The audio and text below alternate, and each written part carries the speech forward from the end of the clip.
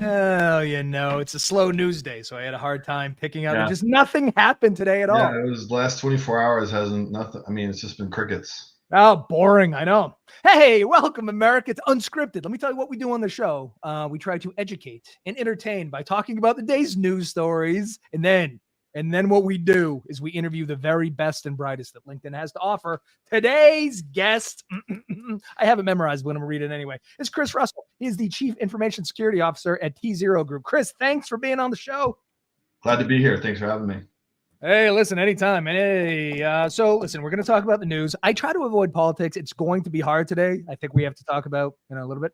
But before we get into that, I don't know if you know this, but every day in the United States is a reason to celebrate. Every day is some sort of national day. It doesn't have to be Christmas or Halloween or Thanksgiving. Sometimes it's National Roasted Nut Day or National Redhead Day. Today, okay, the country, we're very divided right now. We're running hot, but I think today's something we can all get behind, which is National Nacho Day. That's something I think everyone can get behind. If they can't, then I know people throw around the un-American thing and communist. I think if you don't like nachos, you're un-American and a communist. So I did a little bit of research on nachos. I am obsessed in life with this small twist of fate thing. Like if the four Beatles don't meet each other, rock and roll is not what it is today, but they did, and now we have it. So this is the history of nachos. In 1943, the wives of some soldiers who were stationed at Fort Duncan, which is near Eagle Pass, Texas, they went and they had a little girls' day. They wanted to eat at a restaurant. They stumbled upon a place that was closed, but they allowed the women to come in. They had a manager there named Nacho. He only had a few ingredients because the thing was closed. He cut up some tortillas into triangles. He had some cheese and jalapenos. Bada bingo, bada bango. He invents nachos. Okay, this is in 1943. Kind of becomes a local sensation, but it doesn't blow up until 1978 when Howard Cosell talks about nachos on an episode of Monday Night Football. So if you I just remember in the early 90s, nachos were a big thing. Beavis and Butthead loved nachos. I think I would go to, the Military Connection, go the bowling alley and they had nachos. It was a huge thing. Now it all makes sense. They were only invented in 1943 and only popularized in 1978. Crazy, isn't it? Yeah, I definitely had no idea, but I have to say I'm on Team Nachos, and 4 times 5, that's my appetizer. Oh my God, it's delightful. The only problem with nacho is that they smack everything on top. So the middle chips, if we could only... Oh no, there's a science to it. When I'm watching football and I make my own nachos, you do layers. You gotta layer it. You can't just dump it on top. That's the lazy restaurant way. It is the lazy restaurant way, but I know they don't care, but they should, because if you would just layer it, it would be a totally different experience. Because what ends up happening is the top chips get all the flavor, and then you get a bunch of middle chips that nobody gives a shit about. Yeah. I do like that nachos, and I mean this in the best way possible, don't have a lot of credibility, meaning that you could throw whatever you want on top and no one's going to get offended. Again, it was invented in 1943, so it's not like the nacho recipe is 5,000 years old and we can't touch it because, no, we didn't do it in the old days.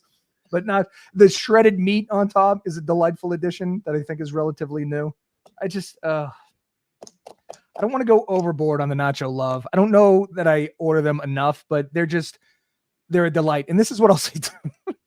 Everybody's mad at Americans for being fat, and I get it, but you have to consider for 300,000 years, we had nothing. We had root vegetables. In the last 100, we've come up with everything that we eat every day, and I think we're justified for gorging a little bit. We're the first generation, first, second, or third generation to have food that tastes good. I don't think people talk about that enough or think about that enough. Yeah, I think it's because it comes down to moderation. If you're eating nachos every day, yeah, probably not super good for you. But if you have them once a week, once every other week, yeah, get them loaded, live life, enjoy it.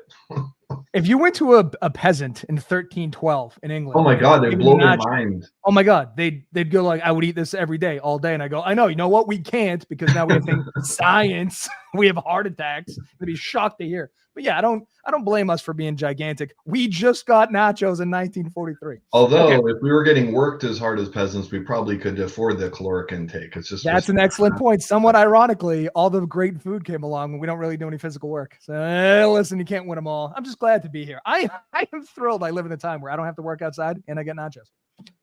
What a delight. All right. Listen, let's talk a little politics. I don't know if you've heard. Again, very slow news day. It turns out Donald Trump won the election. Did you know?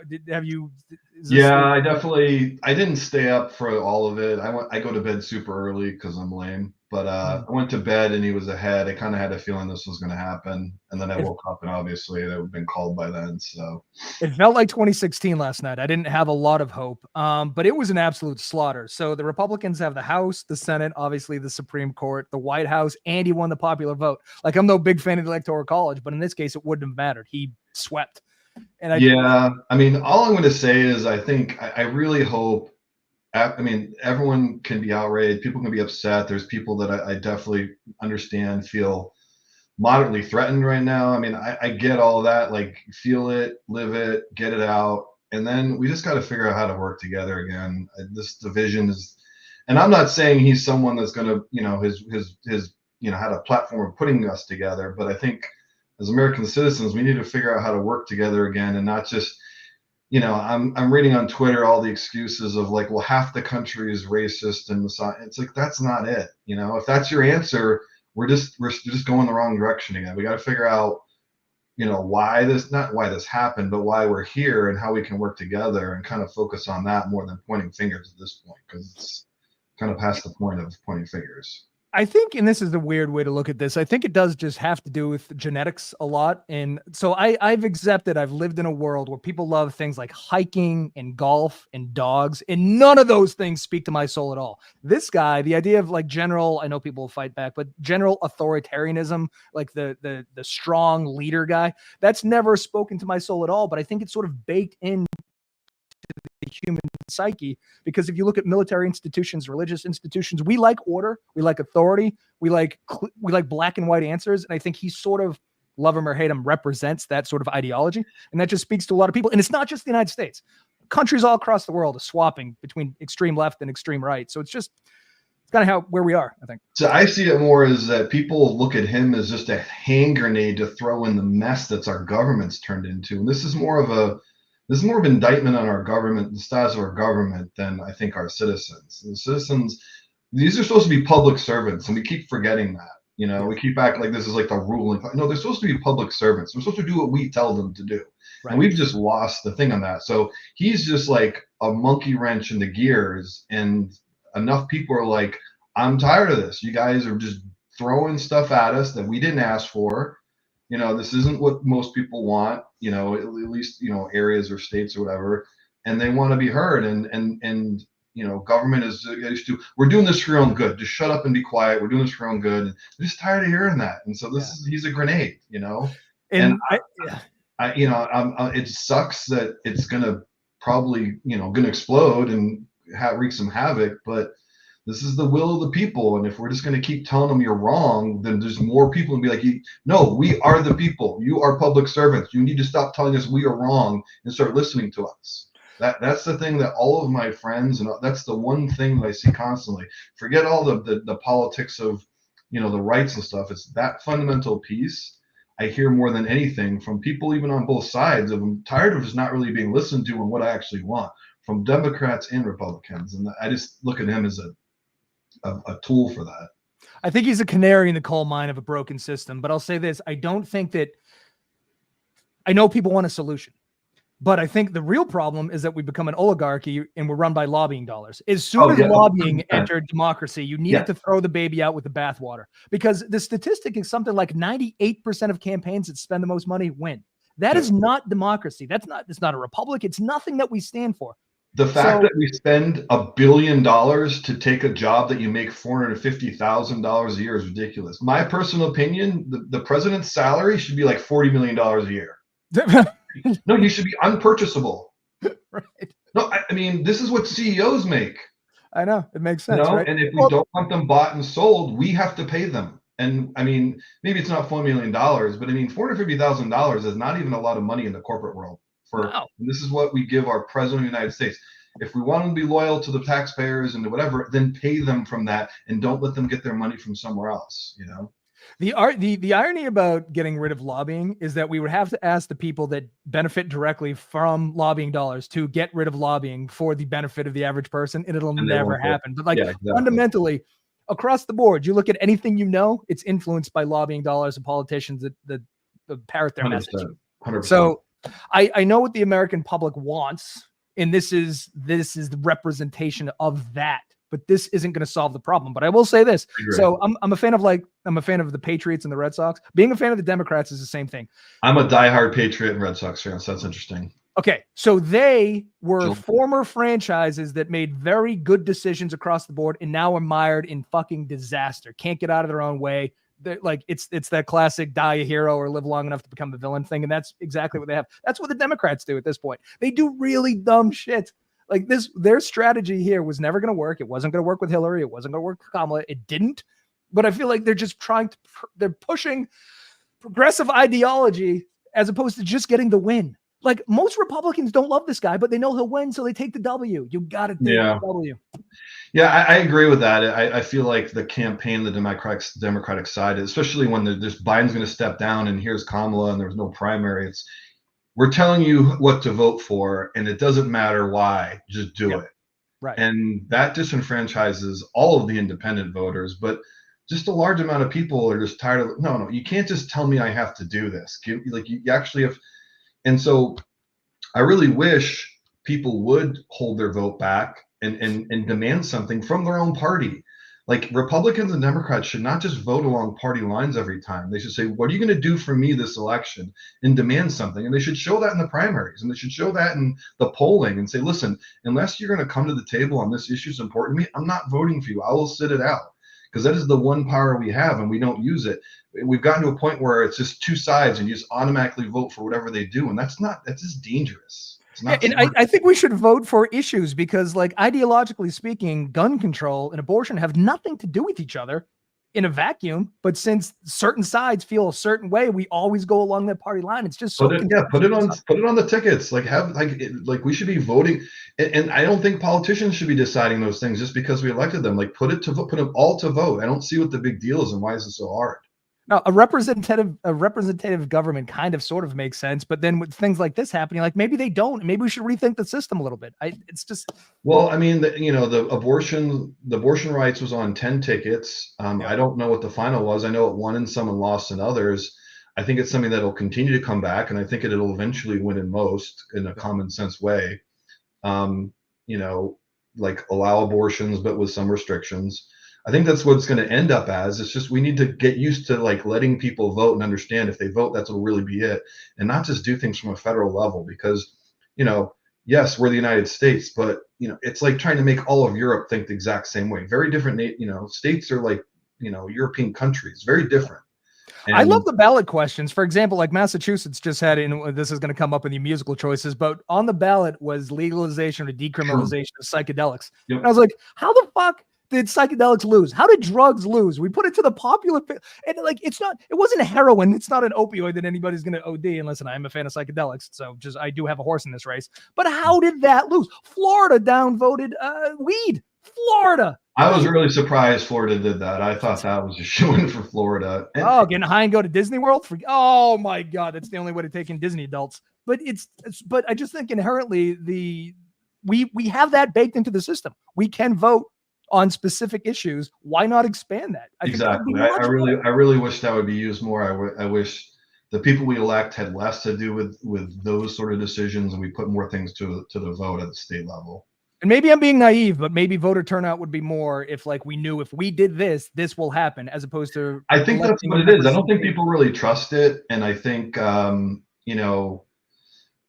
people don't really feel like it's real. It's like, yeah, they put it on the ballot, but it's an uphill battle. But I mean, I think in Florida they needed like a 60% majority, and they were like at 50. Oh, that was the abortion one. They got 57. They were really close. I think one election from now they win that. And so I think I think people just aren't used to that. And if they got more used to it and seeing that it really works, maybe we could turn the corner on that piece at least. You're right about the immediacy too, because I forget when Massachusetts voted to decriminalize weed, but then it's like 5 years before you get a dispensary. So like that, we have a very short attention span. I think if there was more immediacy, and listen, that's not how the government is built, but I'm just saying if we could fix that, I think people would have more interest.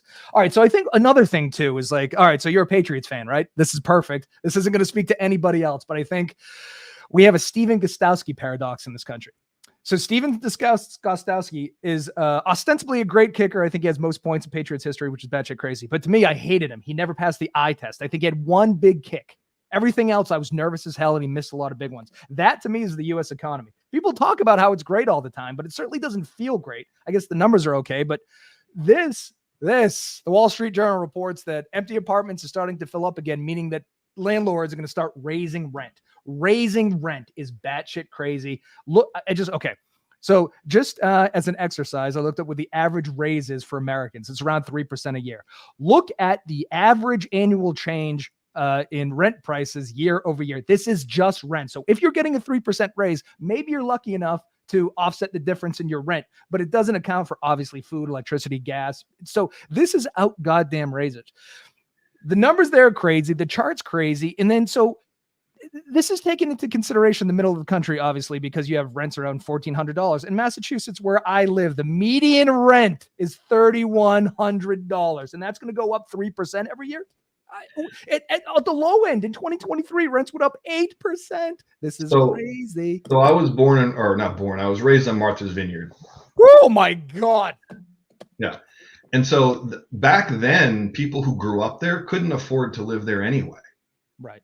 And that's just getting worse. So people who grew up in their hometowns are being forced to leave and go other places and find other places to live, which isn't like the worst thing in the world. It's good to get out there. But I just feel like we're failing as a society if our citizens aren't allowed to stay in their hometowns and grow up and live just a normal, everyday American life and work in the service industry. Maybe you can, work in the trade. And that's just not really realistic for a lot of places. Now, granted, Martha's Vineyard is a real extreme version of that, but I just, I after the military, I went into contracting and, made money from the government. So I built a house, but all the people my age were nothing close to that. And they were paying rent, and they were paying, $2,000, $3,000 for things years, a decade ago. So the average is bad, but in places like New York and Massachusetts and California, it's, people have to leave, or they have to start living in really odd conditions with a lot of people. And it's just not comfortable. No, and here's the thing. Martha's Vineyard is an extreme example, but there was a story yesterday I pulled up. I forget what it was about, but I pulled up the median house price in each state. Hawaii, $847,000. So in Martha's Vineyard, yes, it's a vacation paradise and people like to go there, but there was also fishermen there who just wanted to fucking live where they were born and get by and hang out with their friends. Same thing with Hawaii. We think of it as a tropical paradise, but there are local natives who are just doing day jobs and they can't afford houses that are $837,000, but they're that because people with money go there and want a vacation home. That's the Martha's Vineyard paradox. And here's the thing, where this is capitalism unfettered. You don't want, because we're into the free market and everything else, we don't want the government to say, listen, you can't charge this, because what they've taught us to do is worship money and worship the system. We have Stockholm syndrome in a lot of ways, because if Kamala ran on a ticket, they're like, listen, we're going to cap house prices and we're going to cap rent prices. People go, oh my God, socialism, the government's overstepping. But the opposite of that is nobody can afford to live anywhere. Well, that in Massachusetts, you have the inheritance taxes are so bad that if your family leaves you the house, you can't keep it anyway. You have to sell it to pay the taxes on it. Yeah, it's goddamn ridiculous. It's just like the vet. I say this all the time. The veterinarian, you bring your fucking dog in, they go, listen, it's $5,000 to fix it or $300 to put it down. They have you by the balls. What are you going to do? You have to pay the $5,000 and you feel like a giant piece of shit.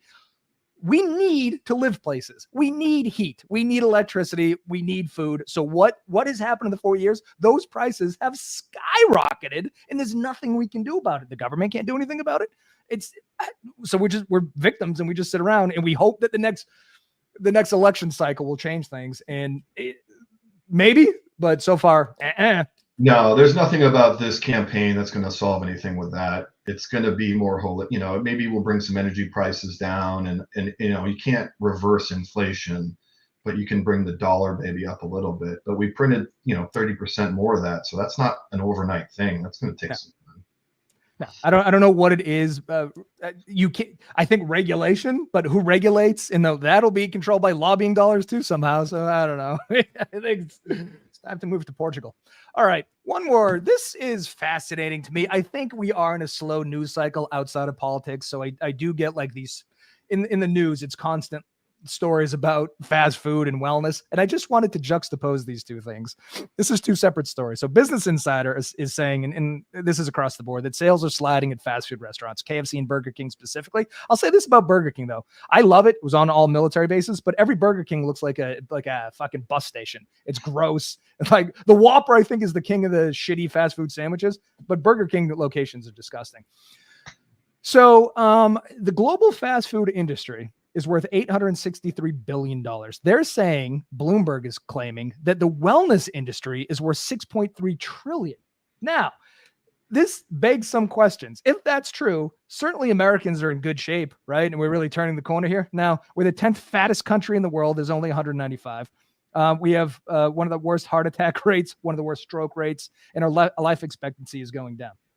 So in your experience, does this pass the sniff test to you? Do you think people are spending exponentially more on wellness than they are on fast food? I think they're spending the money on it trying to buy fitness, but I think most of that is snake oil is the problem. So I believe the numbers. People are probably spending, it is probably a $6 trillion business because no one wants to do the work. They just want to buy fitness. They just want to feel like they're doing it by throwing money at it. And unfortunately, I don't think that's how you get healthier.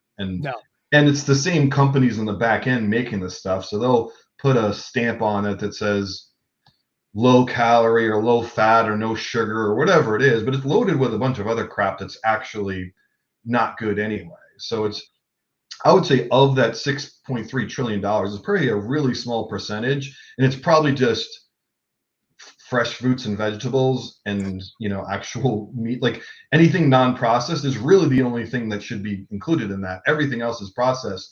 I don't know how you can sell it as wellness.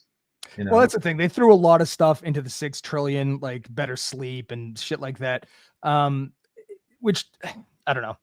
But here's another real close before we get back to that. In fast food inflation too, they're losing money. But you look at this, McDonald's prices have gone up 100%. And I think everybody knows that the sizes have gone down. Popeyes by 86, Taco Bell 81. Like everyone is charging out of the ass. So I'm a little bit happy that we're spending less there. But you're right. We want the magic bullet. And I think that's the Planet Fitness model is so genius. They charge $10 a month knowing that you won't show up, but it's an aspirational purchase. So if you give up, if you cancel your gym membership, you're giving up on yourself. So you're like, $10, I'll go next month. $10, 25 years in, you paid $3,000. But here's the thing too about the wellness.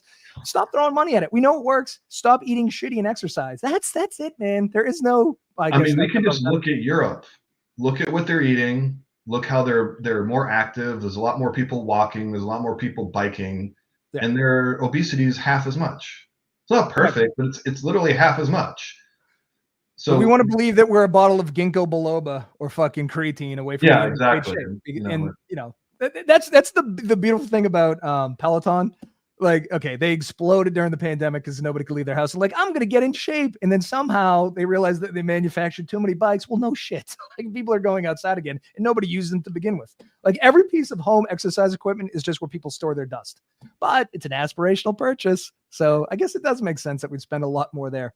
I think there is some fast food guilt too. Like, you never feel good after going to McDonald's. I think it's also reached a peak of the fast food has gotten so bad and so expensive that the value proposition isn't there for most people.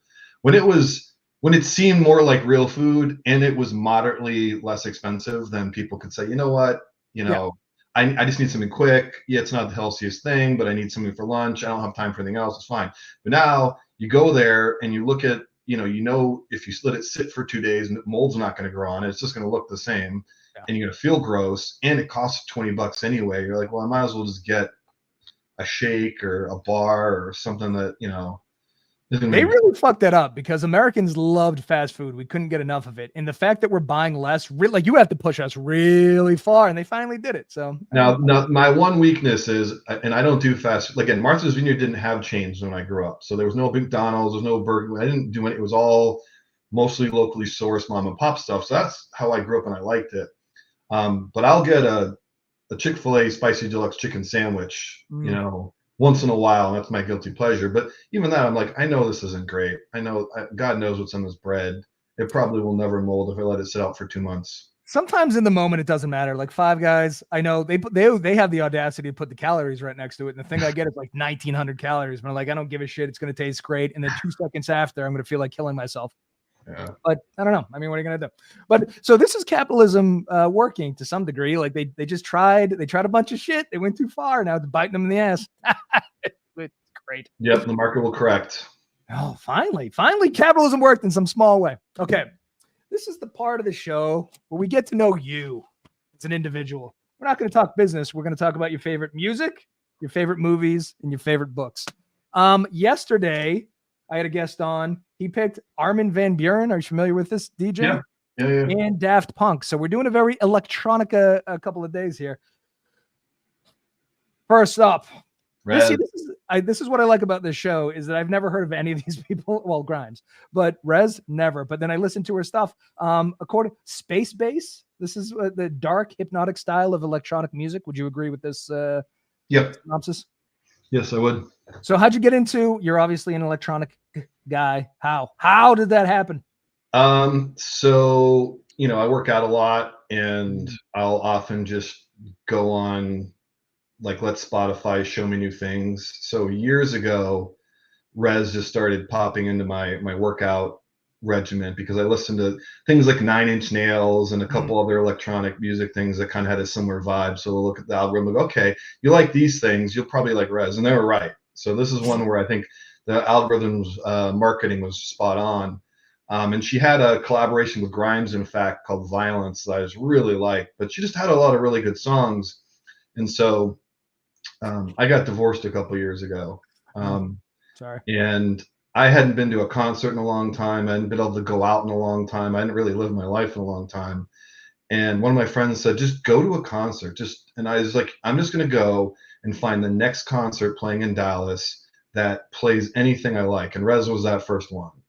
And I went to it not, knowing her music, but not knowing much about the community and her fans. And,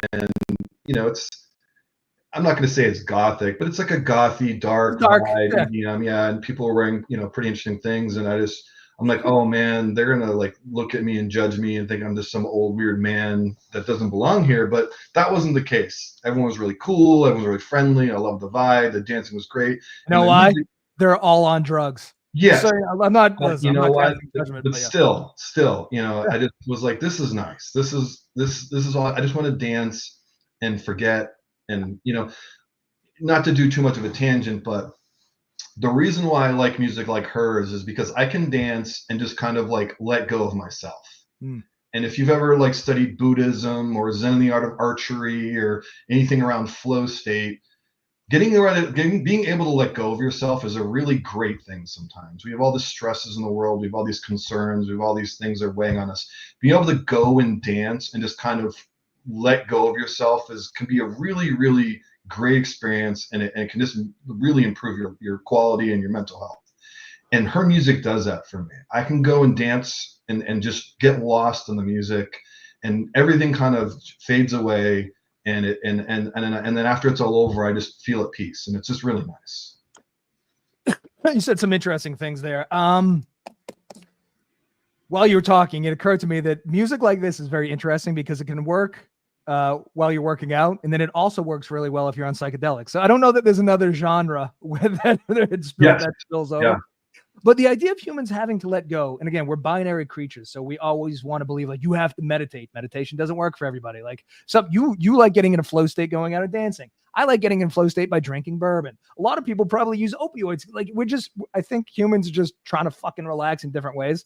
Yes. And we're not binary creatures, so it doesn't work for everybody. So like when I was listening to her, I was like, oh, this would be unbelievable on mushrooms. I have zero interest in dancing. I'll never get to the point where I let go in my life and I dance. I'm very white. I'm too white for that shit. But on the couch, watching her, I've watched some of her videos, weird imagery, thumping bass, cool. Haunting. Oh, couple mushrooms, fucking perfection. But yeah, she does shows at Res Rocks that are the visuals and the whole presentation is just mind blowing, and the vibe is amazing. She's got one coming up in California called Portal, which is gonna be she's gonna have this whole big portal set up. I can't go to it, and I'm pretty devastated about it, but it's gonna be amazing. And whether you're there for the music, whether you're there to kind of have the experience or like lose yourself, it's got something for everything. Yeah. But the Resbians, the fans, the kind of the term they adopt, are just amazing too. It's a very cool fan base, very plur, as we say, very accepting, very unique. She's, heavily involved with her fan base via social media. She'll like people's stuff. She'll comment. I've had her comment a couple times back, and I fanboy and just, just surprised people are like that. But she's someone I see a lot of just genuine. Like I feel her in her music, and I feel her genuine self there, and she puts it out there. And I respect artists that can do that. And those are the ones I typically kind of respond to, because their energy you can kind of feed off of, and it kind of makes the music even better than people just kind of soullessly playing things. Interesting. You talked about how nice these people are, and famously nicer Canadians. Did you realize all three of your artists are Canadian? Yeah, and I had a hard time picking those two, because I have my music selection. I mean, I used to be a big Led Zeppelin fan, and I love things like the Foo Fighters. I mean, I've liked all sorts of different genres, but I was going with what right now I'm listening to right now, and those were kind of the reason why I picked those. Had a child outside of wedlock, and I was like, finally, he did something rock and roll since Nirvana. But I'm glad you didn't pick them, because I talk about them all the time. Now I get to talk about these guys. Again, this is a dude who also I didn't know, but speaking of huge, massive, interesting visuals, this guy does not fuck around when it comes. I watched a bunch of YouTube, like, how the hell does anybody afford this? Jesus. And this is what I was thinking too, not to talk about me too much, but it's like, I don't, I'm an extrovert, but I hate being a crowd member. Like, I just don't like going to things. Like, I love the Patriots. I hate going to Gillette. I just want to sit on my couch, watch it. So the experience with him, with what he's doing with the visuals, just give me that on the couch. Again, some mushrooms, perfection. So I think it's one of those things. If you like going there, holy shit, it must be incredible. Yeah, and I'm one of those guys, I work out and train, so I'm like jumping for hours at a time, and I'm going feral. And his music is almost angry, or kind of intense, but the way he combines the pyro, the lasers, and the visuals he comes up with, it's just fun and exciting, and the crowd just goes nuts. So you don't like the crowd. I'm an introvert, but I can play an extrovert whenever I want. I can everybody can compartmentalize that. So I just go in and kind of feed off that, and people are just going crazy, and it's really fun just having thousands of people kind of moving to the same beat and kind of feeling the same kind of vibe. And his music, I would say speaks to me a little less than Rez's, but the experience that he puts on for show is top notch. Oh, I mean, just based on what I saw on YouTube, it's incredible. Oh yeah, and he does this festival, Lost Lands in Ohio, that's in a park with dinosaurs and multiple stages, and that I went this year, and that was just insane. They had a 360 stage where the DJs are in the middle, and they have like this circle around it, and the lasers are shooting all over it, and you're like in the middle of it, and people are still talking about it. And it's stuff like that he's just pushing the limits on. I think the introversion extroversion thing with crowds is interesting. I think part of the reason I don't like being in a crowd is that I can't get people, like, people aren't paying attention to me. I'm just one of a massive thing. So it's almost like counterintuitive, because in introvert you wouldn't think, but then you can get lost in the crowd and no one's paying attention to you, and that's what you want, kind of, right? I mean, yeah, that's an interesting dichotomy there. The other thing too, so my father's a huge audiophile. Like, always growing up, he had 1 million albums and 1 million cassettes, then he had 1 million CDs, and I was transferred all to digital. He knows everything about everything. He still keeps up with music. But part of the fight we would always have growing up, because the first shit I got into was hair metal.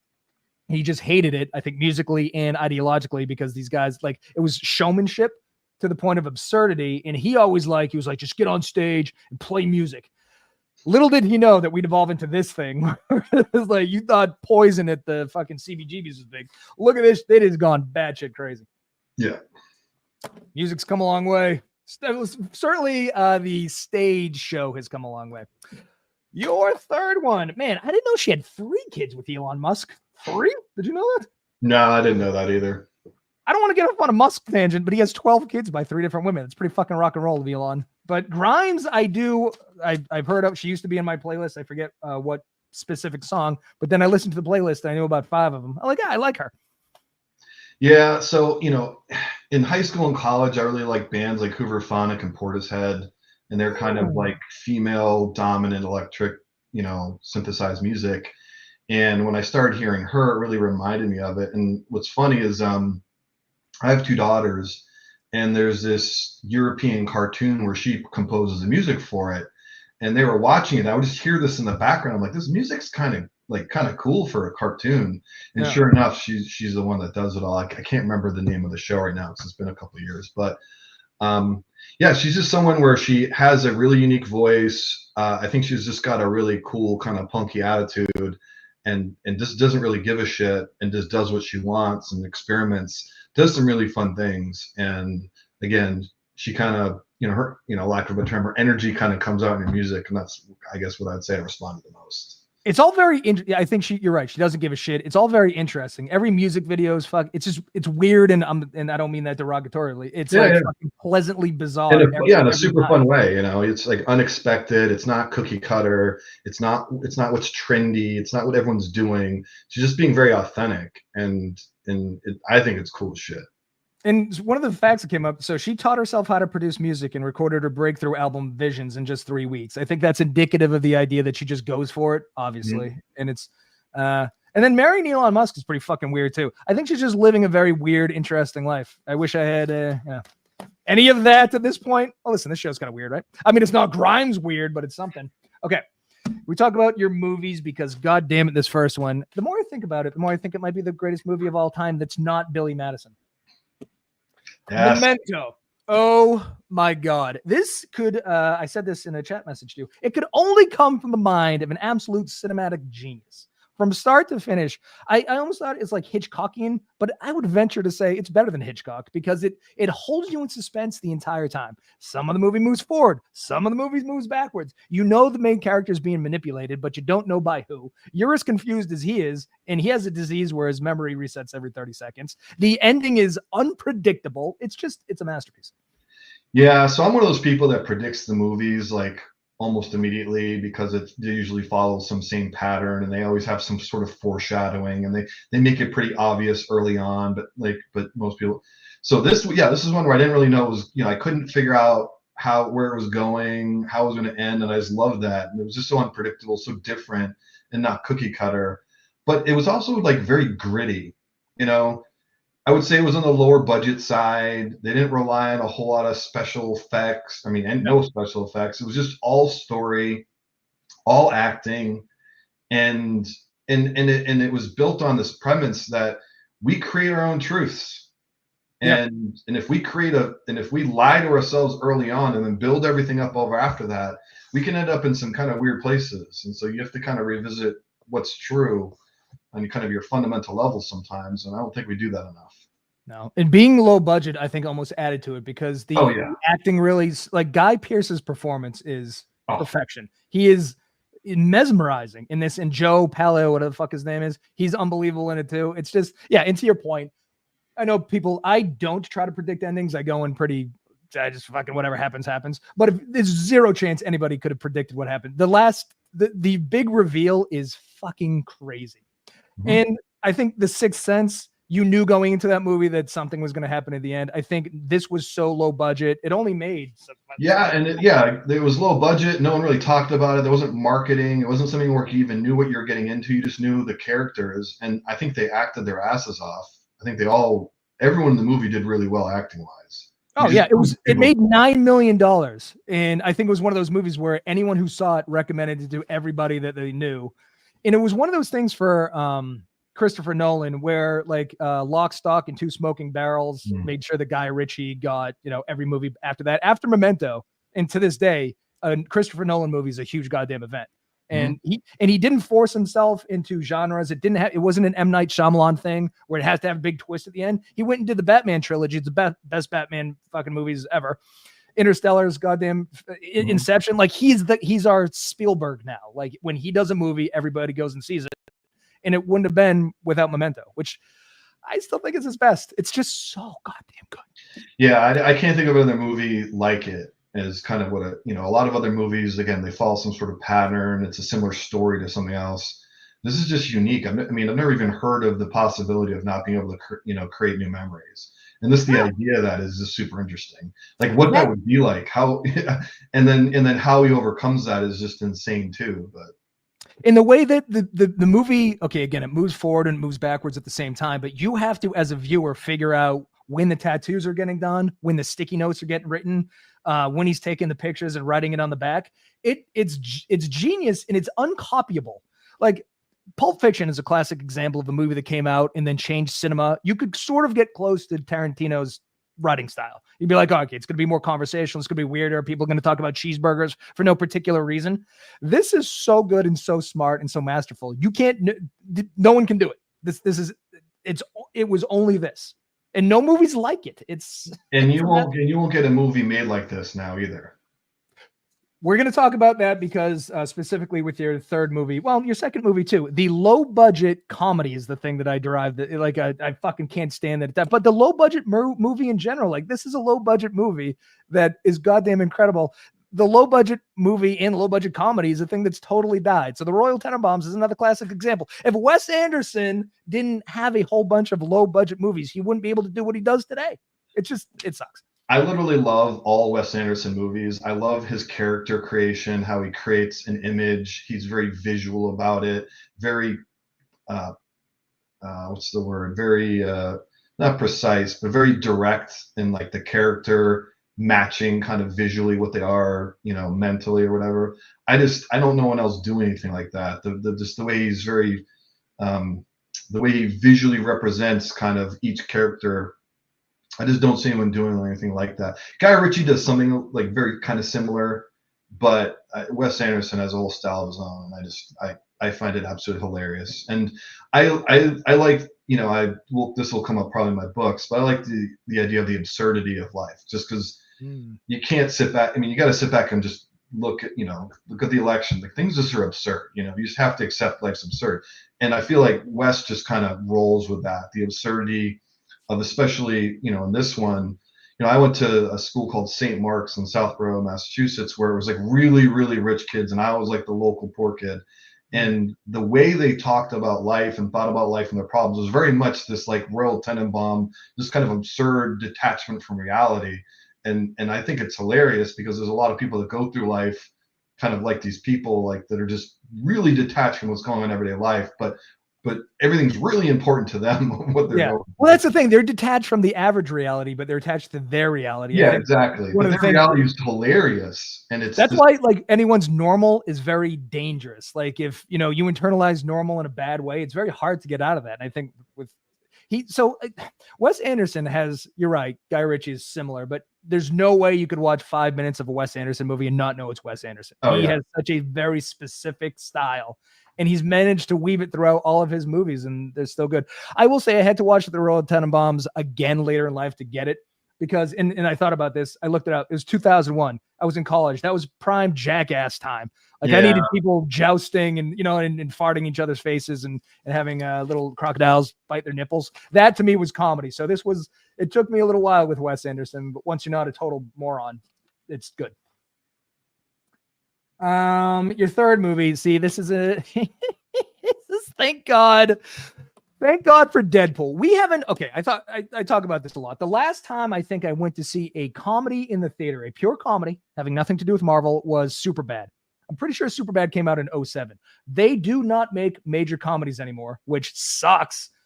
Thank God for Deadpool, because Deadpool versus Wolverine, and Wolverine, whatever the fucking title is, maybe laugh out loud multiple times. Ryan Reynolds seems to be the only one that's allowed to pull off a big budget comedy.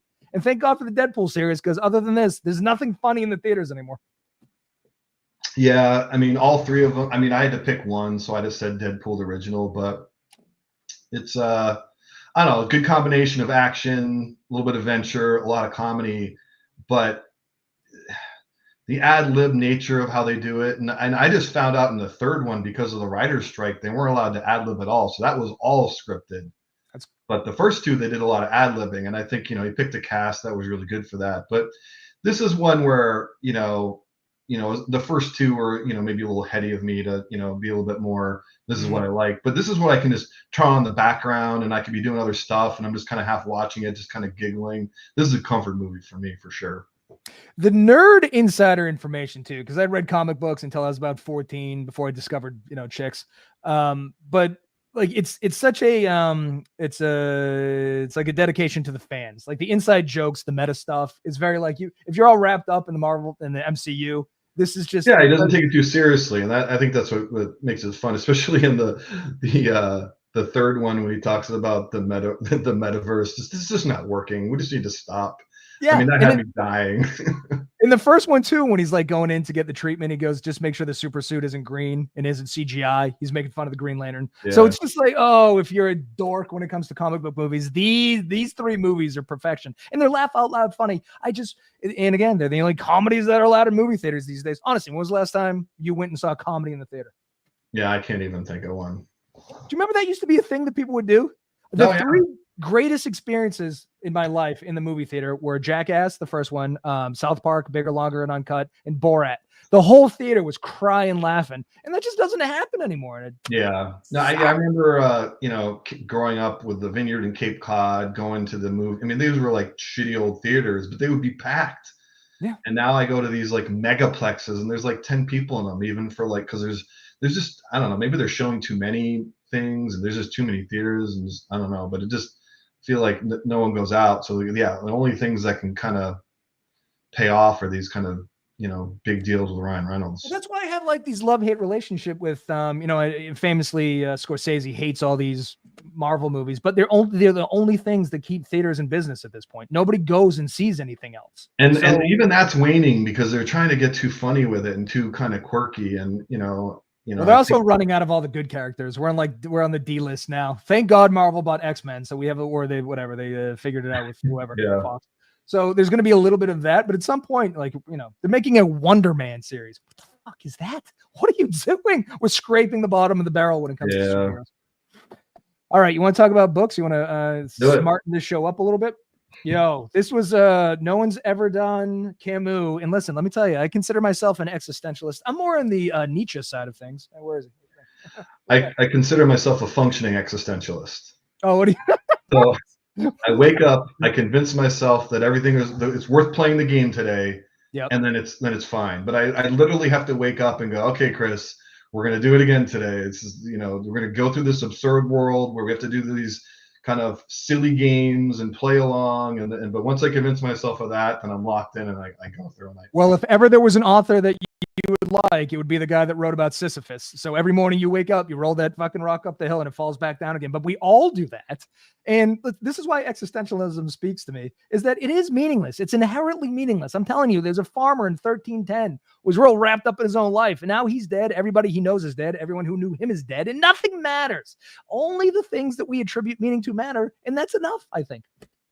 Yeah, so in this book, he goes through, these different stages, and there's just times where he's just describing a moment of time where it should be a happy moment, but because he's aware of kind of it all going to end, he just doesn't quite appreciate it. But he paints the picture of this is what happiness is. It's an afternoon on a bench or a porch swing with a beer, and the sun's going down, and it's really nice out, and and you're with someone you like. That's like sometimes as good as life gets. And if you don't stop and like appreciate that, there really is nothing else. And he kind of paints these pictures in a way that no one else writes the way Camus does to me, where with so few words gets so many emotions across.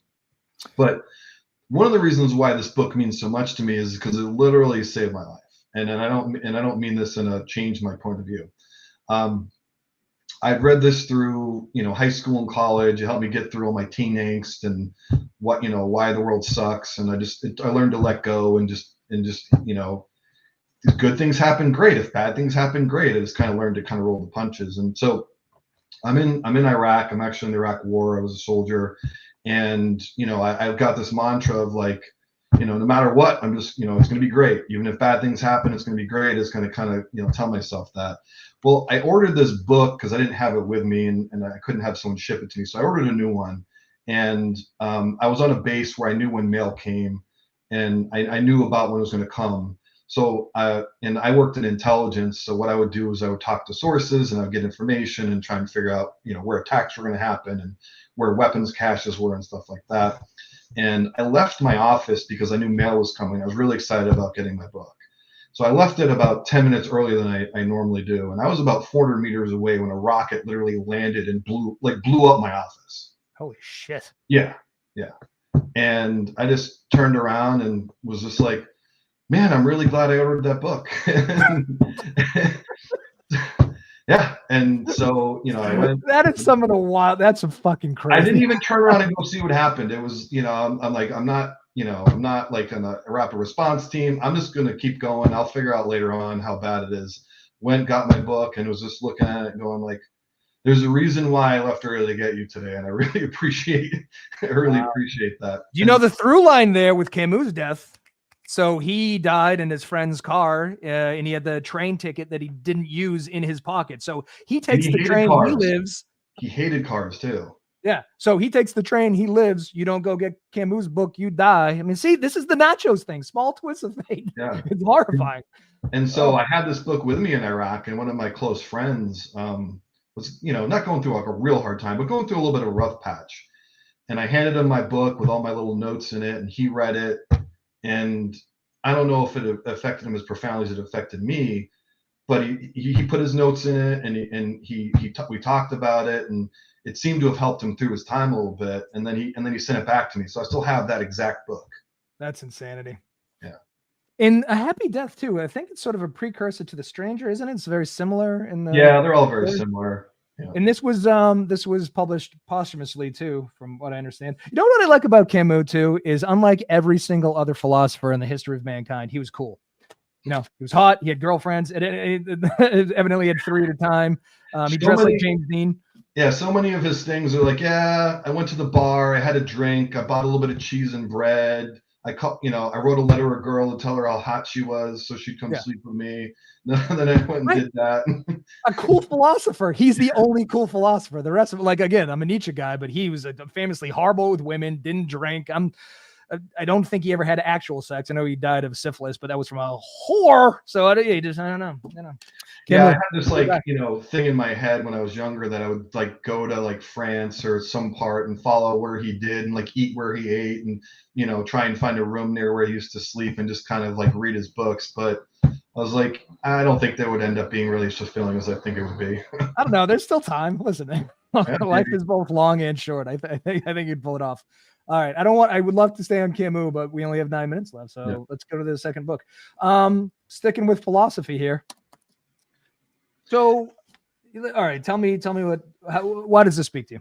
So going back to Martha's Vineyard, there was this bookstore called Bunch of Grapes, and I would go there and I would just walk around and books would pop out to me and say like, you need to read me. And that was like how I picked books. It's how I got into Camus. This one popped out at me.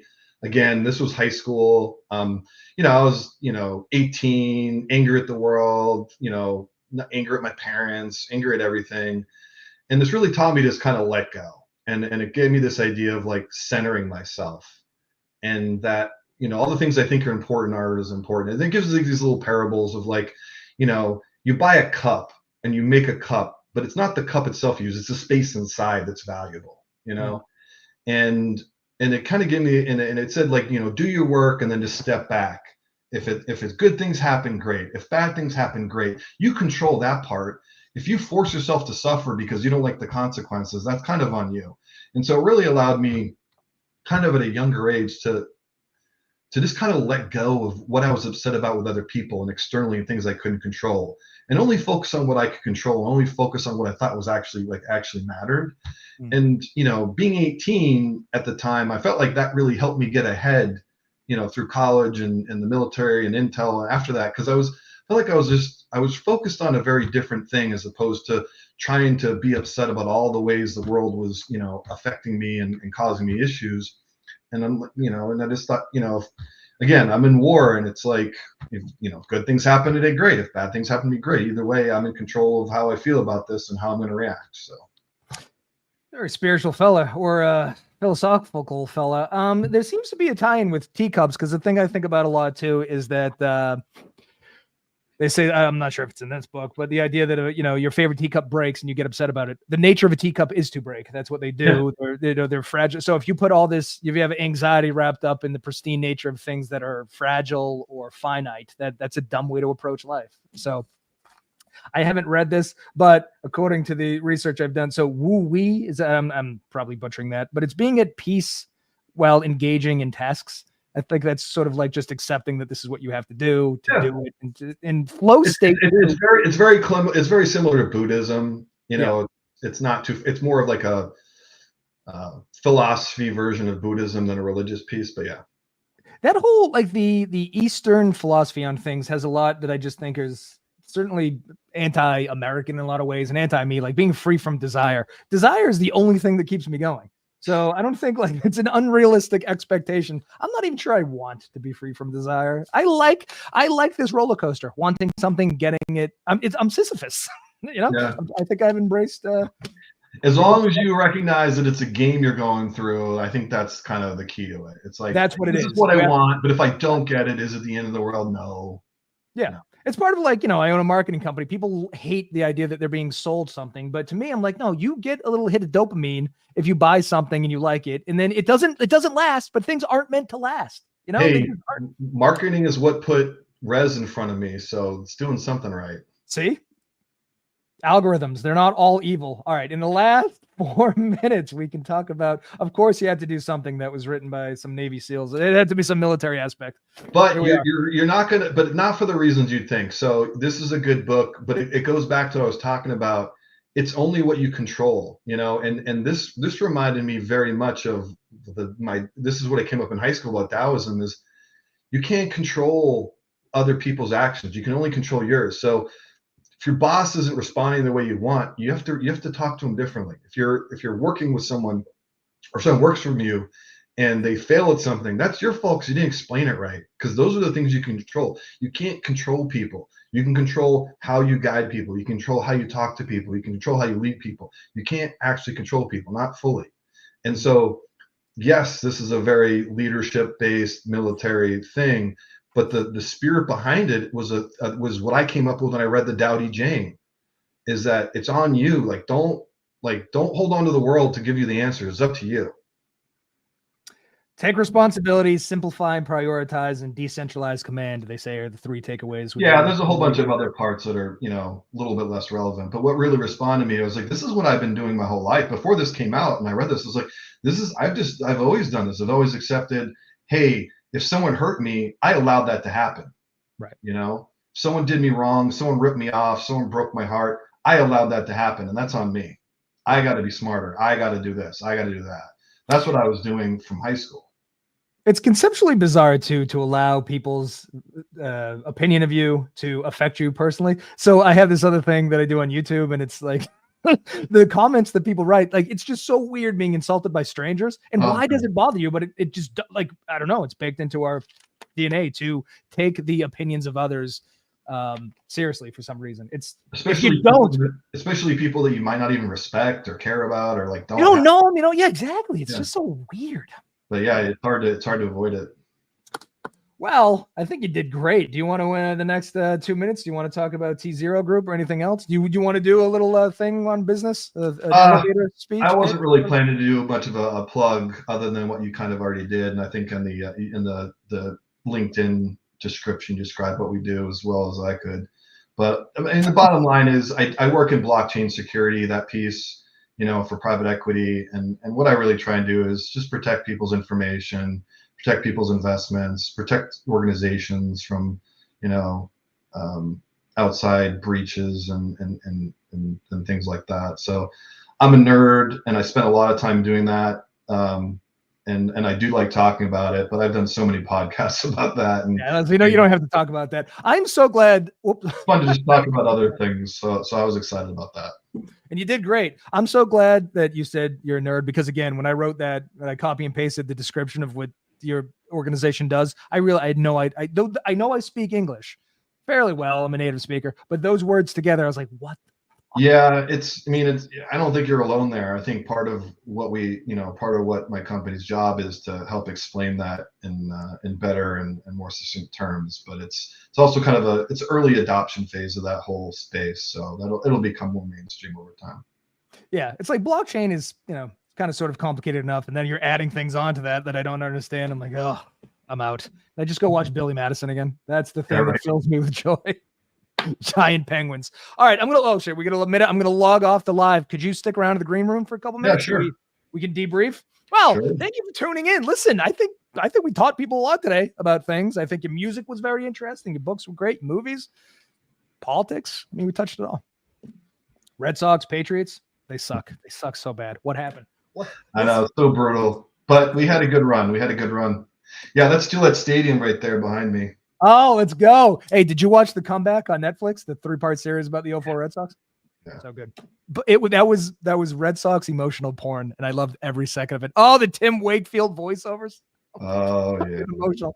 All right. I'll see you tomorrow, America. Have a lovely Wednesday. The world's gonna burn. It's gonna be fun. You're gonna love every minute of it.